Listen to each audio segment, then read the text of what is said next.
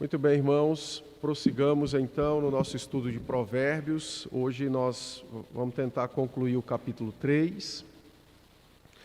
Lembrando que nós iniciamos Provérbios 3 na semana retrasada, então passada, então nós falamos sobre o valor e a beleza da sabedoria. E aí eu falei que no capítulo 3, o autor de Provérbios, Salomão, ele dividiu o capítulo em quatro partes, né? Os versos de 1 até 11 é a primeira parte, de 13 a 18 a segunda parte, 19 e 20 é a terceira parte, ou o terceiro poema, e do 21 ao 35 a última parte. Em todas elas ele está encorajando, né, o seu filho e o povo de Deus a buscar a sabedoria.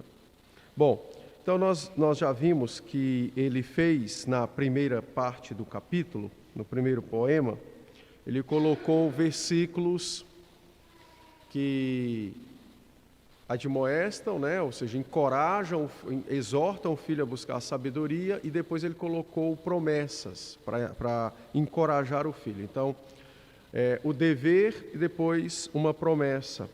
Foi o instrumento que ele usou para escrever a forma, né, que foi escrita, e visando então esse despertamento do seu filho para buscar a sabedoria. Lembrando que, como todo esse capítulo trata do valor e da beleza da sabedoria, então nós falamos sobre o valor que nós damos às coisas e às pessoas, né? E vimos também que o Senhor Jesus mesmo falou em Mateus que aonde estivesse o nosso tesouro, aí estaria o nosso coração. Ou seja, onde está aquilo que nós damos valor, ali também estará o nosso coração. Bom, então nós vimos a primeira parte, que foi essa exortação para buscar a sabedoria, então o dever e a recompensa. De 13 até o verso de número 18, ele falou sobre essa beleza da sabedoria e como ela traz vida, né? Bem-aventurados são aqueles que acham a sabedoria. Então ele vai mostrar o efeito prático disso na vida. Agora, na terceira estrofe, que são os versos 19 e 20, ele deixa de falar para o seu filho e vai mostrar, aliás, ele continua falando, né, para o seu filho, mas ele deixa de incentivar o seu filho a buscar a sabedoria, e ele vai mostrar agora o relacionamento da sabedoria com Deus. Então aqui ele visa despertar o seu filho, não é? Mostrando como a sabedoria ela é valiosa e como Deus a estima e a ama. Lembrando que sabedoria em Provérbios é a pessoa de Cristo, né? Então ele diz assim, verso 19 e 20. O Senhor com sabedoria fundou a terra, com inteligência estabeleceu os céus. Pelo seu conhecimento os abismos se rompem e as nuvens destilam orvalho. Então ele começa a falar da beleza e do valor da sabedoria para o Senhor. Então ele vai dizer que o Senhor Deus criou todas as coisas e criou tudo isso com sabedoria. Então ele está intensificando esse elogio à sabedoria, mostrando então o seu relacionamento e o seu valor para o Criador. A ideia dele é mais ou menos o seguinte: o Criador criou o mundo, não é? E sustenta a vida por meio da sabedoria. Agora, se Deus faz uso da sabedoria para criar e para sustentar o mundo, imagine então você fazendo uso da sabedoria, como não será abençoada a sua vida. Então é essa a ideia que ele quer criar na mente do seu filho, né? Ele quer mostrar que o Senhor tem todo o poder e ele criou sabedoria, ele criou o mundo, estabeleceu as coisas, designou o caminho do orvalho, o caminho dos relâmpagos, dos trovões. Ele fez uso da sabedoria. Sabedoria foi sua ferramenta para criar o universo. Agora imagine você e eu fazendo uso da sabedoria. Então, quão feliz será a nossa vida. Então, essa é a ideia que ele tem nos versos 19 e 20. Tá?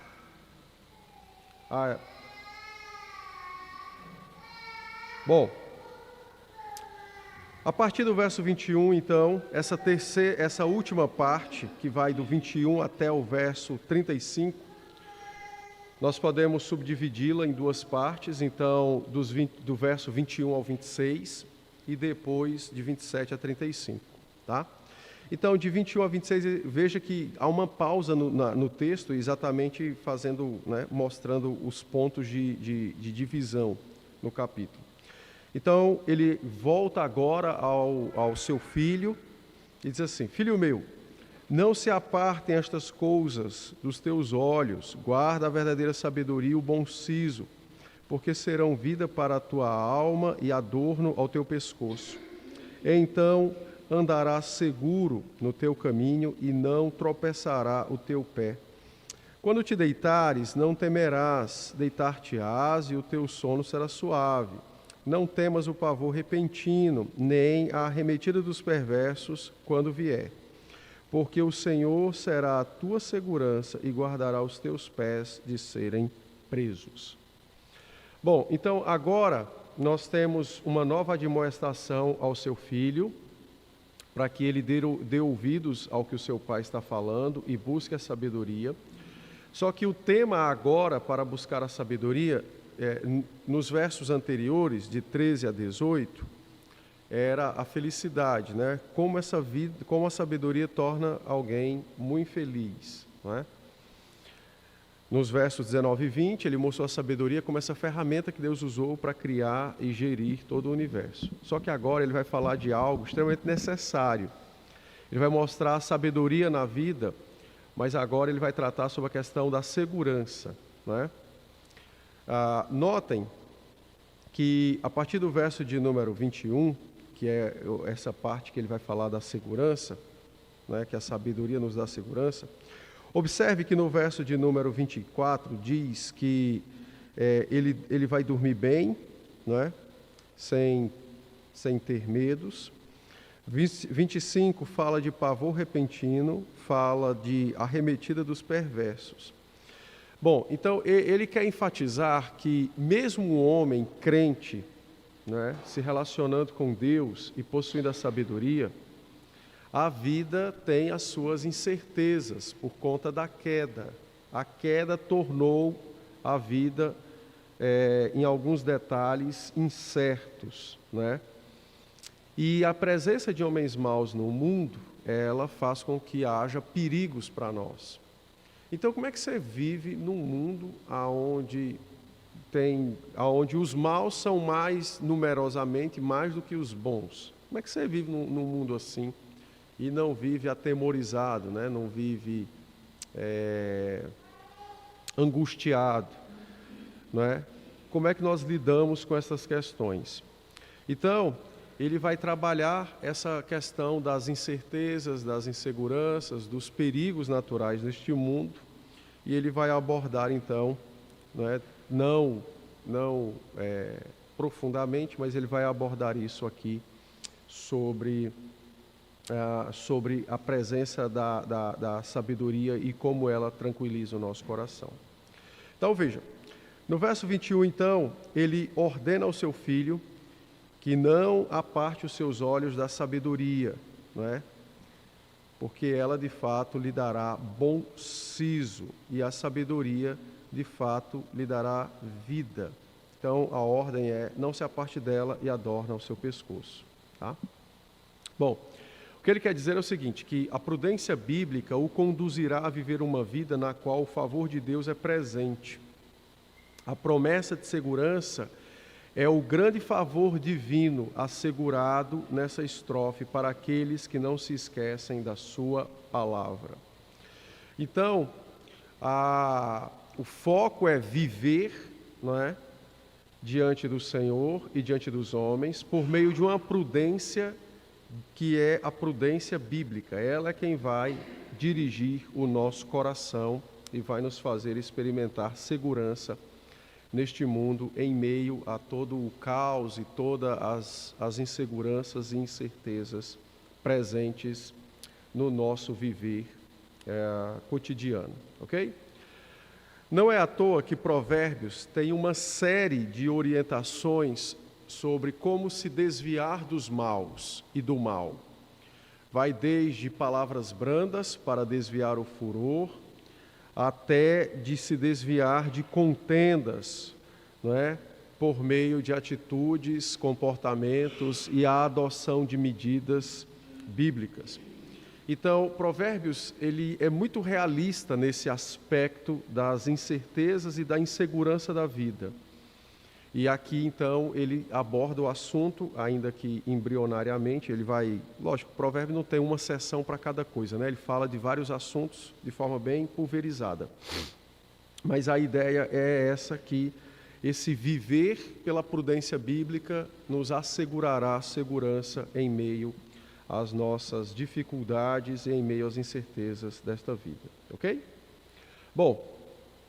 Então ele continua e diz: então andarás seguro no teu caminho e não tropeçará o teu pé.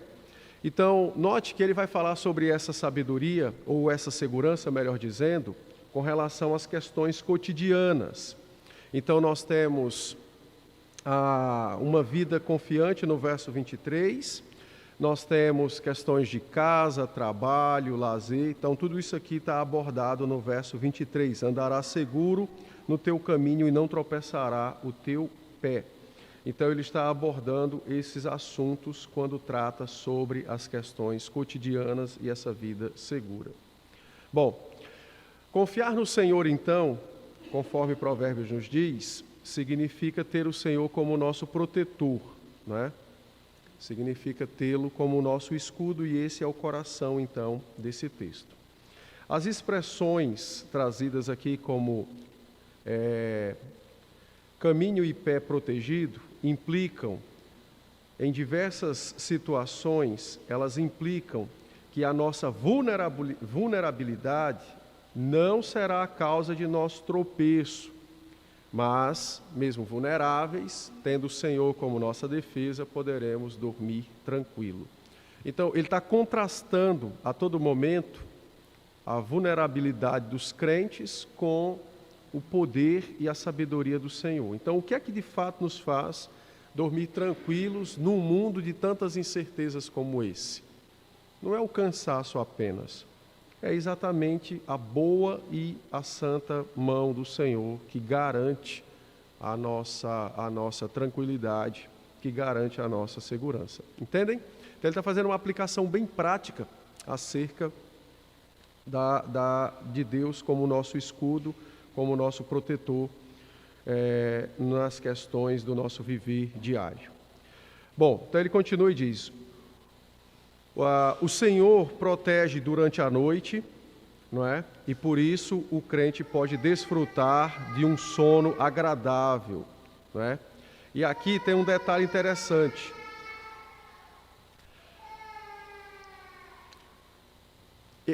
Isso aqui é um detalhe interessante aqui. Quando ele diz que nós podemos andar seguro e nosso pé não tropeçará, né, e por isso podemos dormir bem, no verso 24, isso aqui tem algo interessante, porque ele está mostrando a diferença entre aqueles que de fato têm o Senhor como o seu protetor e como aquele que o segura, e daqueles que dizem que têm o Senhor como seu protetor e a sua segurança. São coisas diferentes, ter e dizer. Notem, por exemplo, né? O pastor Jessé e a Suzana já lidaram com muitas pessoas assim, mas, por exemplo, quem tem toque e vai verificar 24 vezes na noite se as portas estão trancadas, o problema está exatamente descrito nesse texto e tratado também aqui. A segurança que essa pessoa encontra para si está fora de Deus, mas está em si mesma. E como ela é vulnerável e falha, então não pode haver descanso contínuo ou permanente, porque a constante lembrança da vulnerabilidade e de que ela é falha a incomoda. Então, por isso, a pessoa levanta 24 vezes na noite para ver se as portas estão trancadas. Entendem? Então, vejam que o salmista está dizendo que a nossa segurança não depende dos nossos cadeados e das nossas portas bem trancadas, nem do condomínio em que moramos. Depende do Senhor. Ele não está dizendo que estas coisas não são importantes. O que ele está dizendo é que estas coisas não podem, de fato, nos trazer segurança verdadeira nesse mundo. É isso que ele está dizendo. Estas coisas não podem, de fato, nos trazer verdadeira e suficiente segurança nesse mundo, não é? Então, a ideia de andar seguro e dormir bem no verso 24, elas mostram que a nossa segurança e a paz do nosso coração não repousa em nós, mas naquele que é Senhor sobre nós. Então é isso que ele quer mostrar. E aí, o Senhor Jesus tratou disso em Mateus 6, não é? Quando ele falou da ansiedade. E no caso lá de Mateus 6, ele mostra uma alma que é intranquila com relação às questões básicas da vida. Então ele pergunta, o que é o corpo? O corpo não é mais do que as vestes, e a vida não é mais do que comer, não é? Olha os lírios como crescem, olha os pássaros como são sustentados. Por que você fica tão intranquilo? Então veja que ele não está falando, Cristo não está, em Mateus 6, ele não está reprovando a diligência, a boa administração e o trabalho. Ele está reprovando o pecado de confiar a vida nestas coisas, e não no Senhor, que é de fato o nosso verdadeiro escudo e proteção. E a isso nós podemos aplicar em várias outras áreas da vida, né? Eu vou dar um exemplo aqui, sobre outras áreas que revelam como muitas vezes nosso coração não crê de fato em Deus como aquele que nos guarda, né? Ainda que digamos isso. A Rebeca está crescendo, né? Não a sua Rebeca, Davi, a minha Rebeca, né? Ela ainda é minha. Então, esse pronome será muito utilizado. Aí, rapaz, mas foi muito engraçado, né? Surgiu, não se confirmou não, mas surgiu a possibilidade, vai ter um evento agora no Recife, né? É um acampamento para jovens, e aí eu fiquei sabendo e tal, e são colegas, amigos que estão organizando o acampamento. Eu considerei a hipótese de mandar a Rebeca. Meu amigo, quando eu pensei, porque aí eu não vou nem a Neuma, não é para irmos, né? Mas quando eu considerei, foi pouco tempo, não foi longo, mas Deus me deu graça e eu pude me arrepender a tempo. Mas quando eu considerei a hipótese dela viajar sozinha, rapaz, mas foi um negócio assim meio tenebroso. Né, só tem 17 anos. Uma janela de tempo escura, quase como o Salmo 23, né? A profundeza, como é? O Vale da Sombra da Morte. Mas é interessante essas coisas, porque Deus vai nos mostrando as áreas de fragilidade da nossa vida que precisam ser fortalecidas. E por que isso? Por causa do senso protetor.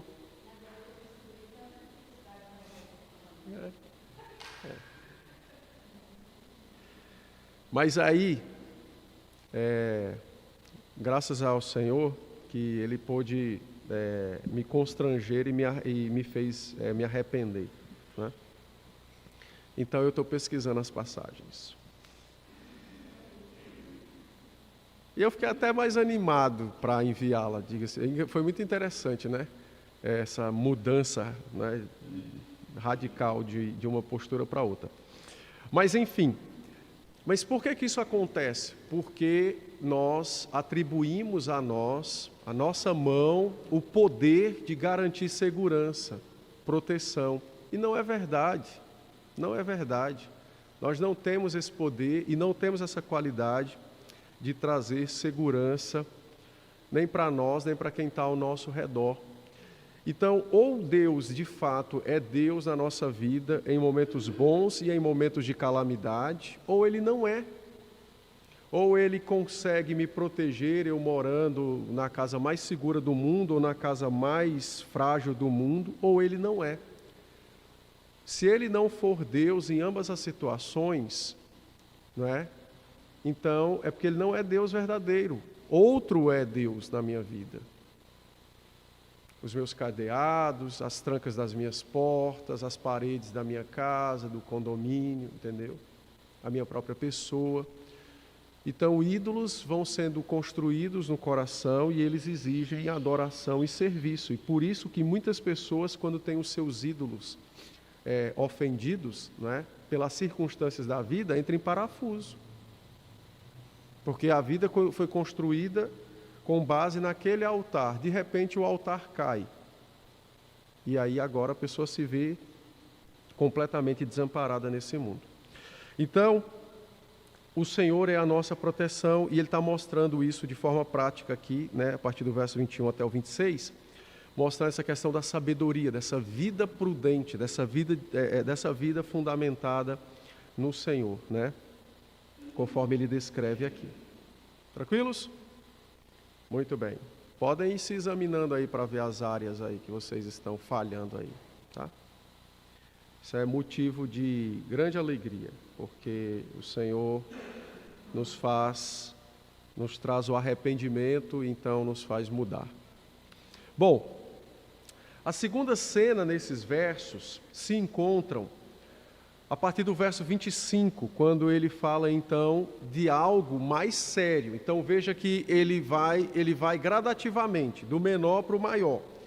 Então, andar seguro, o teu caminho não tropeçará, é uma expressão para para questões cotidianas da vida de um modo em geral. Então a pessoa vai dormir bem, né? Que essas incertezas e inseguranças do cotidiano não a afetam. Mas e quando são coisas grandes?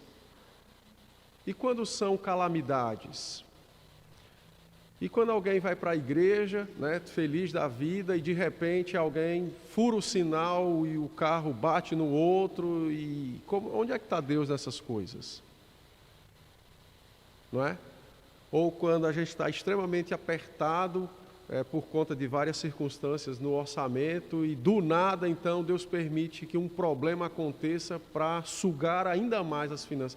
Onde está Deus? Então ele mostra isso nos versos 25 e 26, quando ele diz assim: não temas o pavor repentino, não temas o pavor repentino, nem a arremetida dos perversos quando vier, porque o Senhor será a tua segurança e guardará os teus pés de serem presos.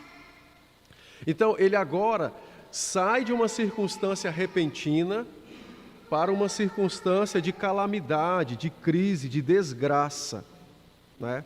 Então, ele começa no menor para ir para o maior, né? A ideia de pavor repentino é a ideia de males que nos surpreendem, né? E que podem nos colocar em confusão, né? Mental ou até mesmo de ações ali, dados os problemas, aquilo que aconteça, né?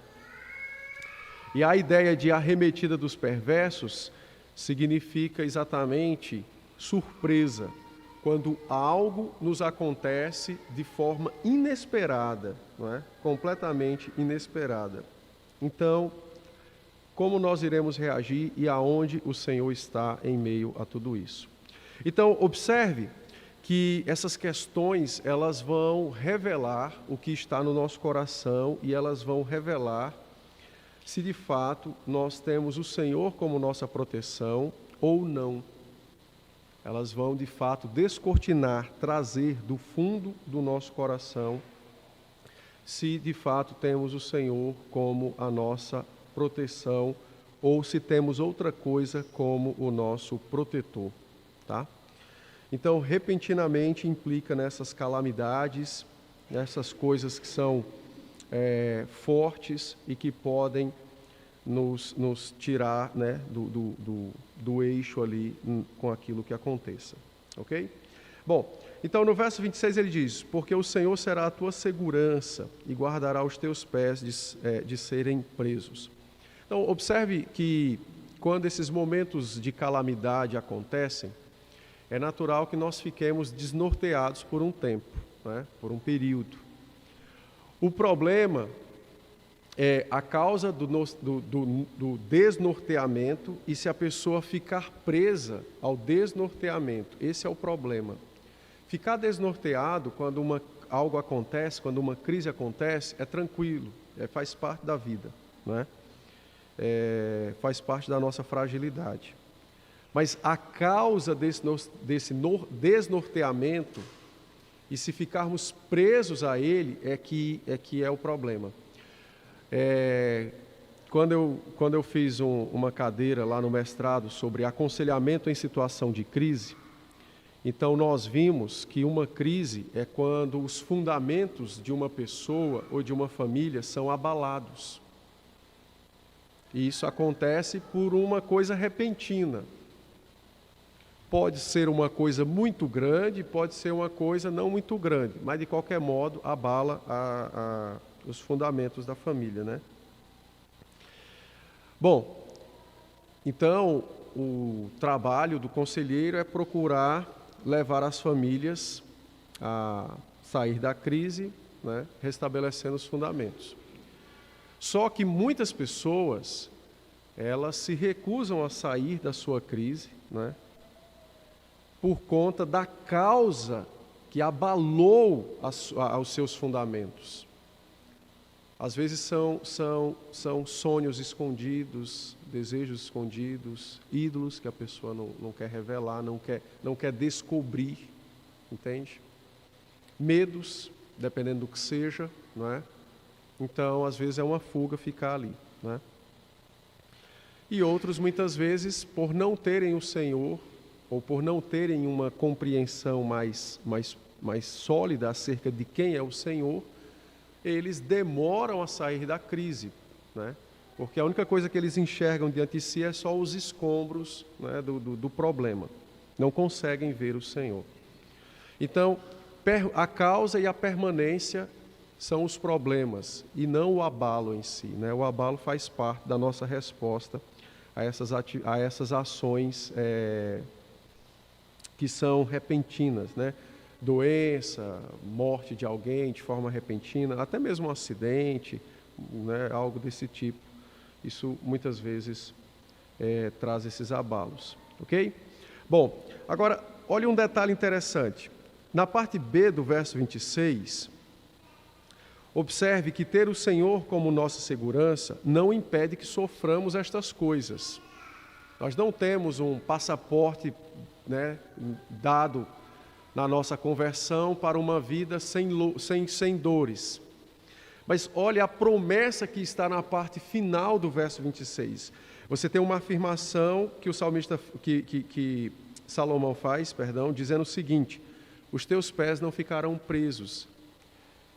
Ou seja, você vai ter de fato salvação em meio àquele problema. Você terá livramento em meio àquela circunstância. Você terá de fato a ação do Senhor ali para o teu socorro.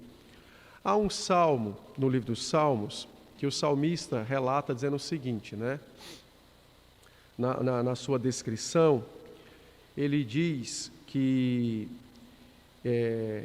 ele foi muito abalado, né? Mesmo vivendo com o Senhor, eu fui muito abalado, muitos problemas, não é? Mas não me faltou amparo. Então, tanto o salmista quanto Salomão, eles são cientes acerca da nossa realidade, da dificuldade da nossa vida, mas ao mesmo tempo em que eles são cientes dessa dificuldade presente, né, de possíveis catástrofes e coisas circunstanciais, ou que nos pegue de surpresa, o que mais é consciente, o que mais está em alto relevo na mente deles, no coração deles, é exatamente a certeza do Senhor como seu protetor, como seu escudo. Por isso que, mesmo sendo muito abalado, o Senhor me foi por Deus, não me abandonou. É mais ou menos essa a linguagem do salmista. E aqui ele diz a mesma coisa, com outras palavras, os meus pés não ficarão presos. Então há esperança para o nosso problema e há então esperança para o nosso problema na pessoa do próprio Deus. Beleza? Tranquilos, né? Então essa é uma promessa maravilhosa e foi exatamente essa promessa que me deu graça na minha luta quando eu citei lá a viagem da Rebeca. Porque me veio ao coração a minha passagem repentina. Então, e se eu morrer? Deus continuará sendo Deus. E se algo de mal acontecer? Ele continuará sendo Deus. Então, ou ela estando aqui ou viajando, Deus continuará sendo Deus. Então, mas qual foi a promessa que me mais solidificou, né? Trouxe-me a sã razão e o arrependimento? Foi saber que aos crentes, a vida deles, ela não está restrita apenas a este mundo. Então, mesmo que soframos males nesta terra, isso de fato não marca e não caracteriza a nossa vida, porque a nossa vida não termina nesta vida. Pelo contrário, como disse Paulo aos Coríntios, ela dura para a eternidade. Então eu olhei para essa verdade, os pés não ficarão presos, ou seja, mesmo que tenha marcas, as dores, todas elas serão removidas e os pés não ficarão presos por conta da boa e santa presença do Senhor. Aí foi quando eu fui pesquisar as passagens. Mas foi verdade, foi meio angustiante. Beleza? Então, a promessa para os nossos sofrimentos, para as nossas angústias. O problema pode ser o mais insolúvel possível aos nossos olhos. Há sempre uma esperança trazida a nós na palavra do Senhor. Bom, vamos concluir então esse capítulo. Já estamos há alguns dias nele. Então, a última parte vai do verso 27 ao 35, não é? E então agora ele vai falar das obrigações da aliança, das obrigações pactuais, não é? Que os crentes possuem, tanto com o Senhor como com quem está próximo dele, com os seus vizinhos, não é? Então aqui ele vai falar sobre aplicando tudo isso que foi visto na vida, nos relacionamentos. Então ele vai mostrar essa bênção divina aplicada na vida e nos relacionamentos, tá? Bom, então no verso 27 diz assim, ó: não te furtes a fazer o bem a quem de direito, estando na tua mão o poder de fazê-lo. Não digas ao teu próximo, vai e volta amanhã, então tu darei, se o tens agora contigo. Não maquines o mal contra o teu próximo, pois habita junto de ti confiadamente.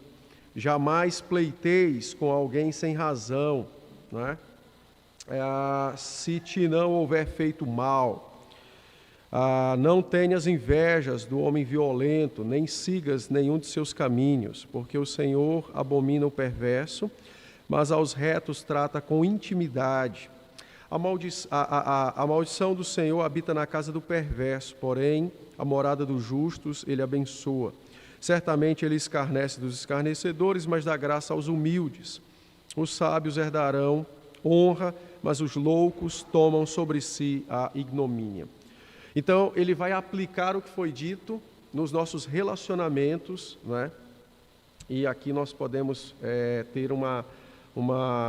fazer uma ligação com os 6 últimos mandamentos, né? Que Jesus resumiu como amar ao próximo como a nós mesmos. Bom, é interessante fazer uma observação nessa parte final, que é a parte mais aplicativa nos relacionamentos. Por quê? Porque nós temos a tendência de, muitas vezes, ignorar a verdade do Senhor em coisas menores ou coisas que nós julgamos que damos conta, e uma dessas coisas é exatamente como nós nos relacionamos com as outras pessoas, não é? Então, às vezes, a gente responde sem considerar se aquilo que estamos falando é bíblico ou não. Nós, muitas vezes, não consideramos biblicamente, não é? As nossas companhias, o nível de confiança que temos com alguém ou não. Então, essas coisas do relacionamento, elas muitas vezes podem nos atrapalhar em viver com o Senhor, quando nós tiramos essas coisas de debaixo da orientação e da palavra do Senhor, tá? E é por isso que ele vai fazer essa aplicação bem detalhada aqui, chamando o filho aos deveres pactuais de dar bom testemunho e de amar o seu próximo. Bom, então no verso 27, ele começa falando sobre o dever de fazer o bem a quem de direito, né? Ou seja, a quem merece. Deuteronômio 24 vai falar sobre isso, né? Mas aqui, quem é que tem o direito de receber o bem praticado por nós? Bom, conforme Jesus ensinou, o nosso próximo. Então, qualquer um que esteja, né, no raio do nosso alcance, da nossa ação, a esse nós devemos fazer o bem, caso ele precise, tá? Então, essa é a ideia. E é interessante essa ideia, né, de fazer o bem a quem de direito, a quem está perto de nós, né? Quando a gente considera a caridade cristã, os nossos olhos sempre se voltam para os ribeirinhos, né? Para o pessoal da África, né? O pessoal lá do Camboja. Mas o irmão do lado a gente não quer ser fraterno e amá-lo, né? A gente quer que ele se dane. Aí vamos praticar misericórdia e graça com pessoas que estão do outro lado do mundo. Olha que hipocrisia. Isso é uma mentira miserável, não é? Financiada e vivida muitas vezes por nós. O princípio é: socorre aqueles a quem você pode socorrer, aqueles que estão perto de você, aqueles que de fato estão ao seu lado. Estes são os que você tem que socorrer, são esses que têm o direito, não é? Que merecem serem socorridos. Ah, pastor, mas e como é que nós vamos fazer com as criancinhas que são violentadas lá no Tibete? Olha, ou você muda para lá e estabelece uma ONG lá para cuidar delas, que aí você vai ser próxima delas, ou não tem o que fazer. Agora, você não pode ignorar quem está perto de você, né? Então, é importante lembrar disso, tá? Bom, notem que em Mateus 5,44, o Senhor Jesus vai falar que nós devemos fazer o bem a quem de direito, e essa pessoa pode ser até aquela que nos persegue. Por isso, a ordem da Escritura o teu inimigo está com fome, dê de comer a ele. E ele está com sede, dê água para ele. Mas, Senhor, ele quer o meu mal. Pois é, mas o princípio bíblico é de não pagar mal com mal, e sim pagar o mal com o bem. Então, faça o bem a ele. Entendem quem é a pessoa de direito aqui? Não é que haja uma classe de pessoas no mundo que mereçam o cuidado, mas é aquele com quem nós nos relacionamos. E esse fazer o bem a essa pessoa envolve tudo aquilo que se pode fazer a ele que, de alguma forma, lhe ajude na sua dificuldade. Parêntese. Não confundir fazer o bem com esmolas, dar dinheiro para quem está no sinal. Não confunda, isso não é fazer o bem, tá? Os tempos modernos nos trouxeram um problema, que é exatamente como exercer a misericórdia sem que o outro, ou sem incentivar o outro a pecar contra Deus, por meio da vadiagem, da preguiça e dos vícios. Então, os tempos modernos nos trouxeram esse problema. No mundo antigo, as pessoas moravam tanto de forma mais próxima, como havia menos distrações. Então, no mundo antigo, as pessoas realmente sabiam quem eram os necessitados lá no vilarejo, lá na cidadezinha, lá na vila, não é? As cidades não eram muito grandes, salvo exceção uma ou outra. Então, as pessoas podiam praticar a misericórdia de uma forma mais... sem se preocupar se o outro estava, por exemplo, se aproveitando ou nos enganando, tá? Lógico que sempre existiu enganadores, aproveitadores, preguiçosos e por aí vai. Sempre existiu, não é? E a Bíblia trata com esses de forma bem pastoral, mas ao mesmo tempo severa. Então, não confundir esmolas, né, essas coisas, com fazer o bem. Não é isso que ele está dizendo. Ele não está dizendo para mim passar na rua, encontrar lá um morador de rua, que bichinho, eu vou te dar R$100. Ele não está dizendo isso. Ele está falando de fazer o bem a pessoas que estão conosco, que se relacionam conosco. Ele está falando desse tipo de coisa, tá? Está falando do trato interpessoal, inclusive com pessoas que podem nos ofender, pessoas que podem não ser as mais agradáveis. Ele está falando disso. Então isso envolve família, trabalho, igreja, vizinhos. É isso que ele está falando. E sobre esse problema lá, pastor, como é que nós vamos tratar quem está lá no sinal e tudo mais? Se quisermos tratá-los, nós temos que nos tornar próximos deles. O princípio começa aí. Saber as razões de por que ele está lá, o que anda fazendo, por que está fazendo.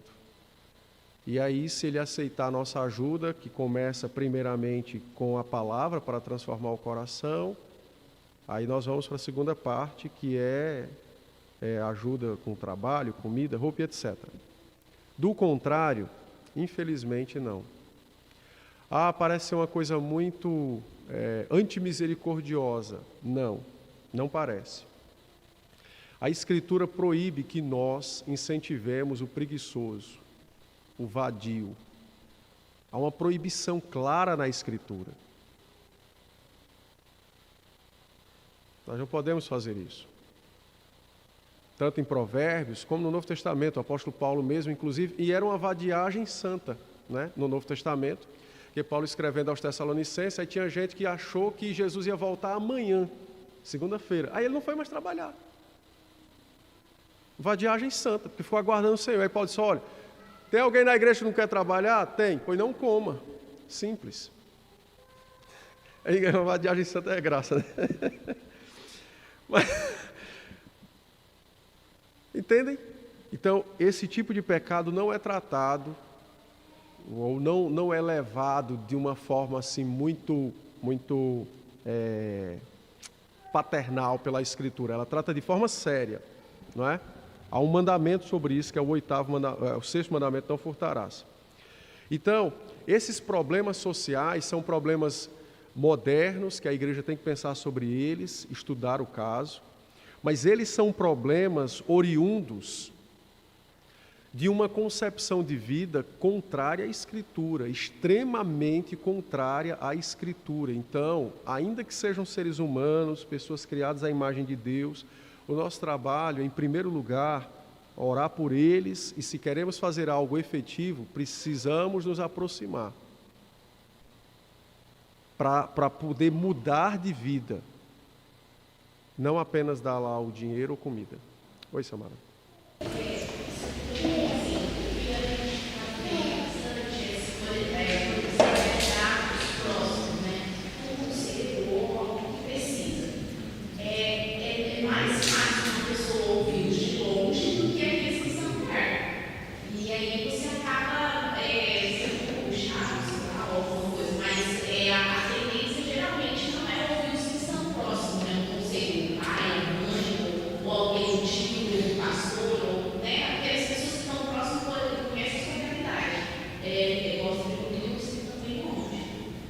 Corretíssimo. Então, infelizmente, nós gostamos de nos esconder. Então, por isso que é bom ouvir os de longe, porque eles não nos conhecem. Aí eles acreditam na nossa conversa. E isso faz parte da arrogância, de querer sempre nos apresentar aos outros como os infalíveis, os melhores, os que não pecam. Então, é lamentável que nós não... Essa é uma realidade, né? É lamentável que nós não entendemos o que Cristo disse, né? Que se Ele não lavar os nossos pés, não temos parte com Ele, né? Ou seja, nós não entendemos que, de fato, o princípio que marca a fé não é o ser imbatível, né, contra os pecados e tentações, mas é o de ser humilde e de reconhecer as falhas para que possamos mudar e crescer na fé. De fato, dar conselhos para quem está próximo de nós não é uma tarefa simples. Tanto por nós mesmos, quando vamos dar o conselho, que podemos dar um conselho muito carregado, né, dos nossos próprios sentimentos, porque conhecemos a pessoa, como de quem ouve, porque ela vê nossas falhas e aí nos julgam incapazes de dizer aquilo, né? Quando, na verdade, o que nós deveríamos fazer seria dar conselhos, né, por exemplo, pais e tal, dar conselhos mais ausentes de nossos sentimentos e mais repletos da Escritura, e quem ouve deveria ponderar no que ouve, deveria ouvir e pesar o que está ouvindo para ver se aquilo de fato é bíblico ou não, e não ficar relacionando com as fraquezas de quem está dizendo, né? Porque a autoridade da verdade não depende de quem fala, depende da própria verdade, né? Mas é uma situação muito difícil. Isso requer que nós treinemos o nosso coração, né? Para ouvir o outro com atenção e receber. Oi, Luiz.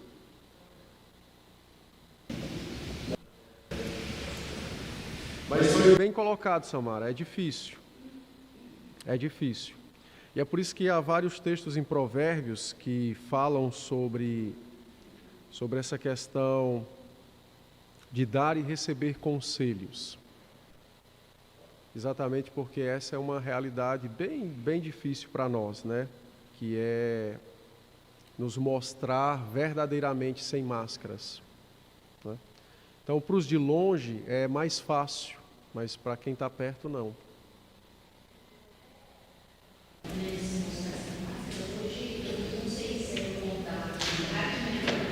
Talvez cresça um pouquinho, mas hoje eu vejo a maior dificuldade de você ter uma amizade e se aproximar de verdade das pessoas do que antes. As amizades que eu tenho é tudo gente que eu conheço quando eu tinha 10, 8 anos de idade. Agora hoje parece que as pessoas se mantêm superficial aqui. Oi, tudo bem? Então, isso, muito bem. Foi bom você colocar isso.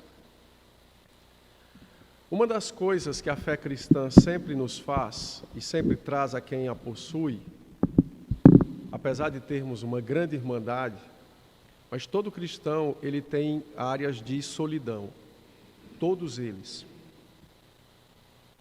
E a razão se dá exatamente por conta da maturidade. À medida que você vai crescendo em maturidade, você vai começando a se portar diferente. Os que não crescem em maturidade não suportam aquele comportamento, eles vão saindo. E a pessoa madura, quando ela tenta estabelecer uma relação mais profunda, aquele que não tem maturidade também sai. Não entende porquê, não entende o que se diz, não entende o que se pensa. Então é natural que a gente tenha essas questões de solidão.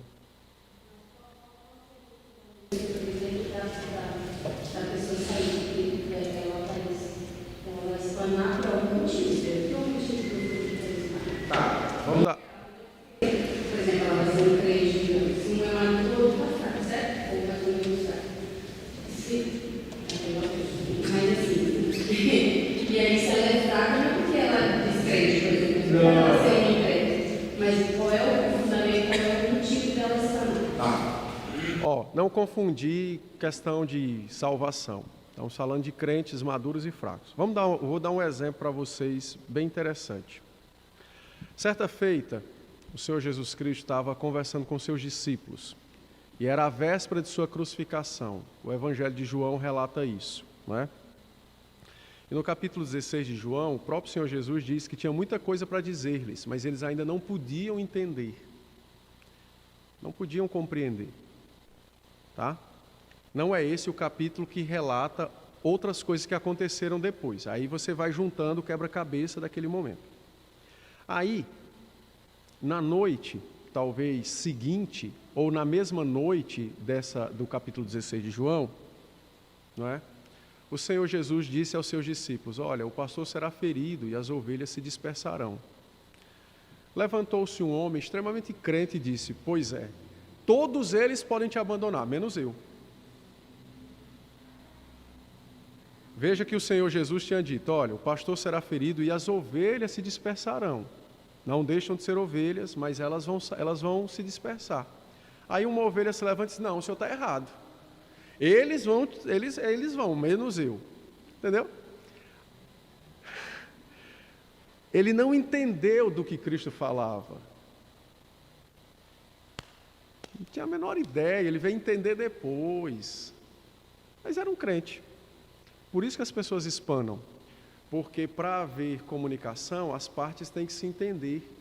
E aí, às vezes, você está falando de um assunto no nível aqui e a pessoa está entendendo aqui. Então, não há comunicação. Aí a pessoa diz assim: é chato conversar com fulano. Sabe o que ele diz? Ou então, à medida que está mais maduro na fé, você quer conversas mais profundas. Mas a pessoa só conversa muito raso. Eles conversam bem ralinhas. Então não há comunicação, não há conexão entre elas. Não quer dizer que não são irmãos e tal, mas é isso. Aí Pedro entendeu isso posterior. Bem posterior foi quando Pedro entendeu isso. Depois da ressurreição, depois de Cristo falar ao coração dele e tal. Quer ver um outro exemplo? Algum tempo antes da crucificação, o Senhor falando, não é? E aí Marcos registra isso. O Senhor, acho que é o capítulo 10 de Marcos. Então o Senhor estava falando, sobre questões acerca do seu reino. E aí Tiago, filho de Zebedeu, e o seu irmão, inclusive Tiago é o primeiro apóstolo morto, né? Foi morto por Pilatos. Ou Herodes, melhor dizendo.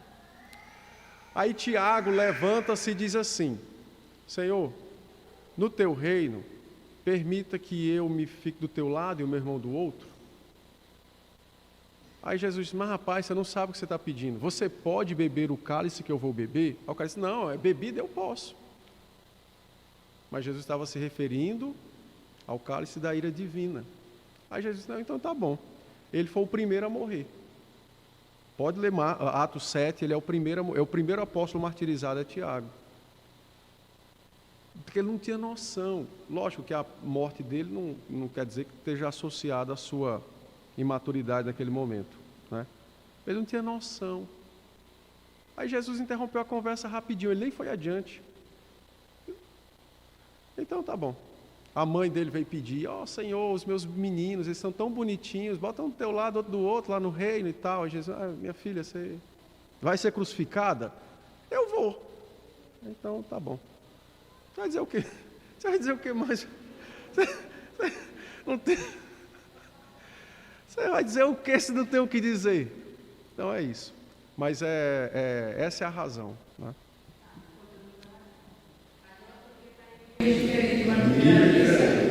Mas e mais diferente, mesmo a tarefa é diferente, e de fazer tudo bem, vai falando não, vai falando para o outro. E para resolver, então deveria ter humildade de quem está aqui e esforço de quem está aqui para subir, certo? Porque simplesmente já estamos aqui, metade tem maturidade, metade não tem, que é o fundamento que está distante. Mas aí agora tem que ter um trabalho espiritual de ambos os lados, para dizer: olha, eu tenho que ter humildade de agradecer, como Cristo se compareceu, e o outro se esforçar para amadurecer. Ele pode ficar a vida inteira na fé. E o outro pode ficar lá em cima, já ensinando o maduro, e o outro vai se relacionar com quem não é. Porque aí vai vir cristão. Então, o nome disso chama-se discipulado, que é uma coisa que é necessário na igreja. Você pega pessoas mais novas ou mais imaturas na fé e coloca para andar com pessoas mais maduras na fé. Só que isso dá trabalho, então muitas pessoas às vezes não querem. Tem, mas esse princípio do discipulado, né, ser discípulo na igreja é exatamente isso. Você coloca pessoas em níveis diferentes para que elas andem juntos para elevar o nível. Dá trabalho? Dá. E aí, às vezes, a parte mais nova não tem humildade para reconhecer. E às vezes a parte mais madura, mais velha, não quer também.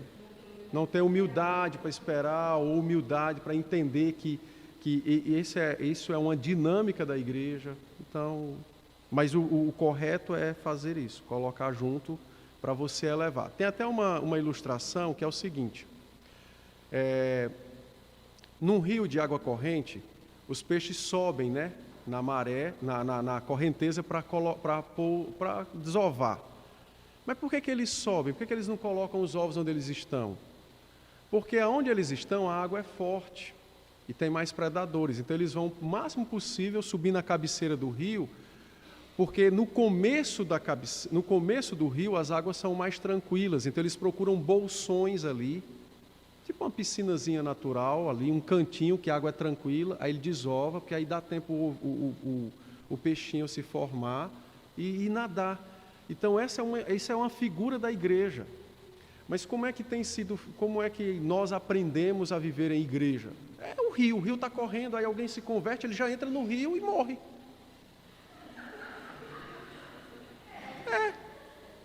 Se ele não morrer pela correnteza, é porque ele se agarrou, se enlaçou em alguma coisa. Mas essa é a questão.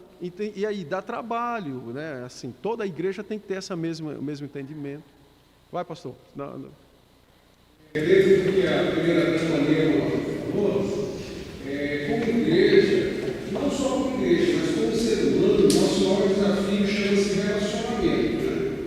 E dentro também do que essa Mara falou. A gente precisa ter sempre claro a diferença entre unidade e uniformidade. Unidade, nós precisamos ter. Nós temos que ser um só. Mas a uniformidade, isso é só em Cristo. Por isso que Paulo nos compara um corpo, onde existem vários membros, com funções diferentes, maturidades diferentes, pensamentos diferentes. Por isso que se Cristo não for tudo em todos, esse corpo não vai morrer. Não anda. Porque nós não temos a mesma forma. A gente tem de família diferente, a gente tem classe social diferente, a gente tem formação cultural diferente. Então, tudo é diferente.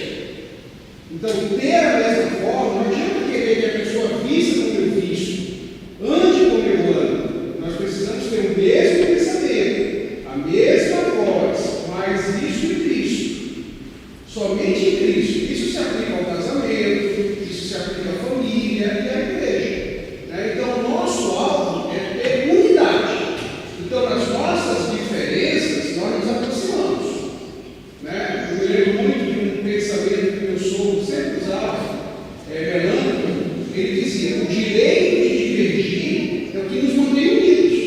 Então eu tenho o direito de pensar da minha forma, funcionando, mas isso não pode nos distanciar. Isso tem que nos aproximar. E a única forma de isso acontecer é com Cristo nos lidando. Então, só para a gente entender esse desafio que chama-se relacionamento. Sim. O que a gente estavam falando nessa questão de ter mais uniformidade, por exemplo, vamos supor, né, mulheres casadas com filhos quase na mesma idade, e aí nas conversas percebe que os assuntos são tratados de forma muito diferente, né? Enquanto alguém está olhando talvez mais biblicamente para uma dificuldade, um problema, o outro está olhando para qualquer coisa. Então, essas são, acho que vocês falaram, né? Mas o que o pastor Jessé falou é verdade. Nós nunca seremos plenamente iguais. Mesmo no discipulado, quem está mais maduro continuará mais maduro. O trabalho dele é levar o outro à maturidade. E aí esse um dia que crescer um pouco mais, já vai trabalhar com outro. Então sempre teremos níveis de conhecimento, né, níveis de maturidade diferentes.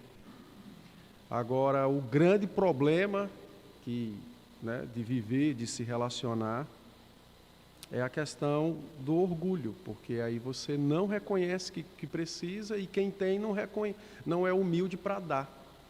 Esse é o problemão.